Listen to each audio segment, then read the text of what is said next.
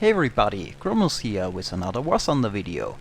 So, this is the first episode of a new video format I plan to do every now and then called War Thoughts, where I talk a bit about Warthunder related topic while showing some hopefully entertaining gameplay footage, similar to the Turnfight show videos I made with arcade footage in the past. But in this format I will focus only on one topic per video, and I will make one when I have an interesting topic I want to talk about. And I am of course interested in hearing your opinion about the topic in the comments and find out what your take on the subject is. So the topic for this first War Thoughts video was pretty easy to choose. There was a lot of footage and infos of the ground forces released last week, and of course everybody is excited about it, as am I. The footage we have seen so far was of course from the arcade mode, and it looks great.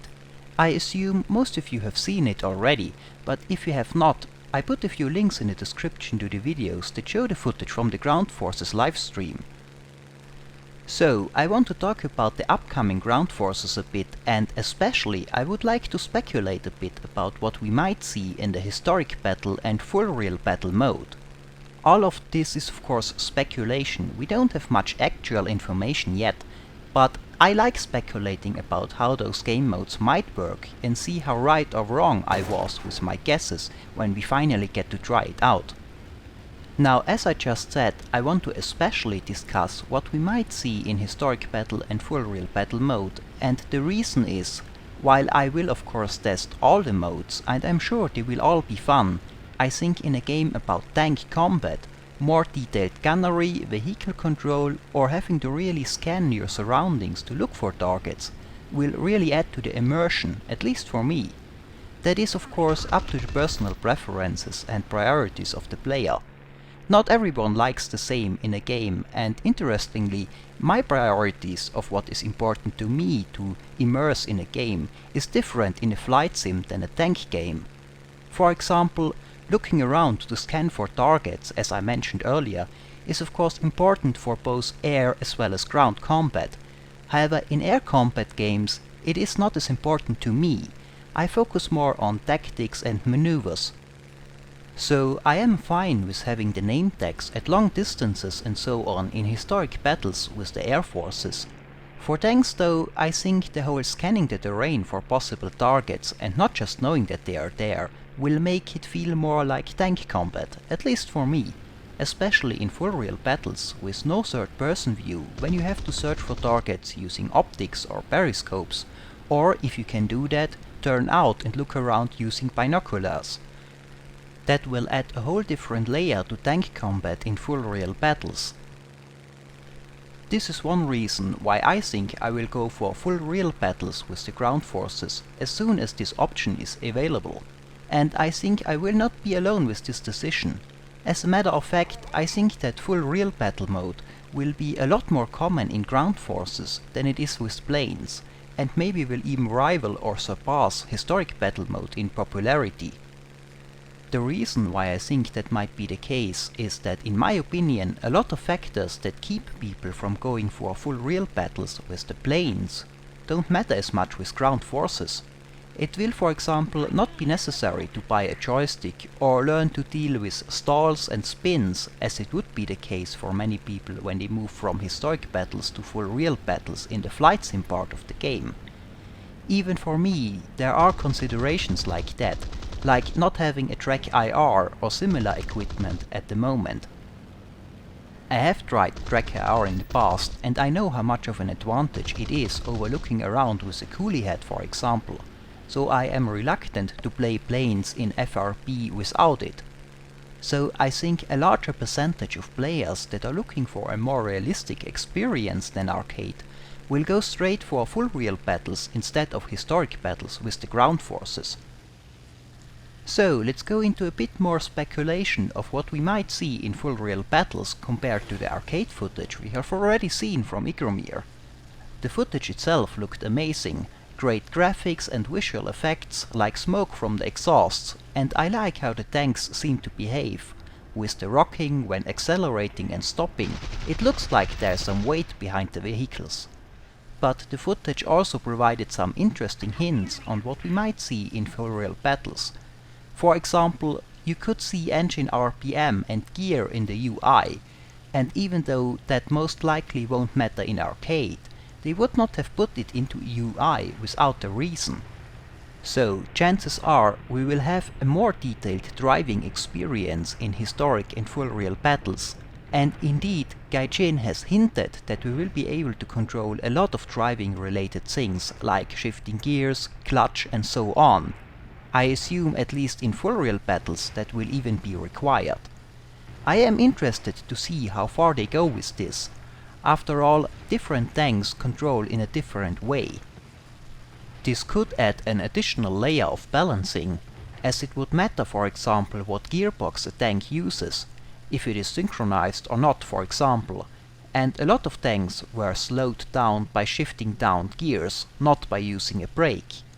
I don't know if they go for that much detail, but in full real battles they might. So maybe we get tanks that require skill just to drive in the higher realism settings, and that sounds interesting to me. I never played a game where something like that matters other than racing games. I can't wait to see how far they go with this in historic and full real battles. Now let's move on to the gunnery. In the arcade footage from Igromir, we could not see the so-called sniper view yet. However, I think the reason for this is that the tanks in Warthunder will of course receive the proper gun sights that the tanks really had. So a large number of different gun sights need to be made, and I assume they were not ready for Igromir and are not really needed for arcade as well. But again, in historic and full real battles, those gun sights and other optics will present another layer of balancing. Good magnifying gun sights that can be zeroed and have a well-working range-finding mechanism integrated that lets you judge distance will be a valuable asset. And of course, in full real battles we won't have third person, and the gunner in most tanks can only really see the outside through his magnified targeting optics, which massively limits his field of view. So in order to spot targets you will most likely use the commander periscope or vision blocks, whatever the tank has available to it. Or, should that be possible, even turn out and look around using binoculars. So the better the periscope, the better your chances of spotting a target without having to expose yourself to enemy fire. Now that might surprise some, but a lot of tank commanders led their tanks while being turned out, as long as possible, since the vision blocks and periscope they had to use while buttoned up were just not giving them the same field of view. So having all those things in mind, I think you can see that I expect full real battles to be a very different experience than arcade or other tank games currently available. For example, as fun as it can be to run circles around a slower heavy tank in a fast medium while shooting it, that is not really how I imagine tank combat. But of course you can do that because in arcade it is very easy to play all the roles in the tank, driver, gunner and commander at the same time. In the higher realism modes I expect this to look different, with every task requiring a higher workload.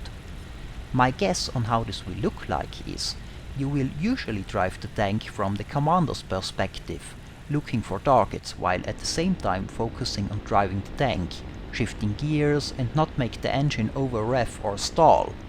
If you spot the target and want to attack, you switch to the gunner view, which gives you the magnified zoom optics, but reduces your field of view, and of course with having to judge distance and adjusting zeroing on the gun sight and so on, I don't think this and driving the tank at the same time with the more complex driving mechanics will be a good option even on a fast tank.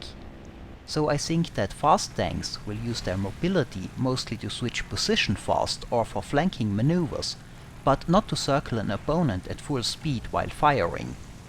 Now, this higher workload of the different crew members on the tank I think will also impact on another thing that we might see in the future of Warthunder. Gaijin has stated a few months ago during a Q&A session that they think about introducing multi-crewed vehicles in the future, meaning that instead of driving your tank alone, you can drive in one tank with two friends and one of you is the driver, one is the gunner and one is the commander.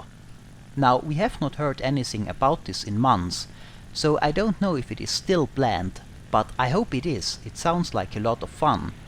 My experience with multi-crewed vehicles comes mostly from the Arma series, and from there I know how immersive and fun this can be.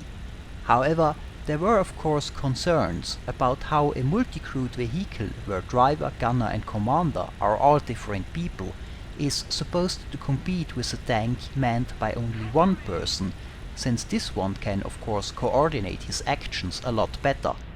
That is certainly true, at least as long as the controls are arcade, like in Battlefield or World of Tanks or Warthunder arcade mode. If you can simply drive your tank with WASD and aim and fire at the same time using the mouse from third person, you can do that way better on your own than as a team. However, as soon as the workload of the different tasks increases, and once there is no third person view, things start to look a little different.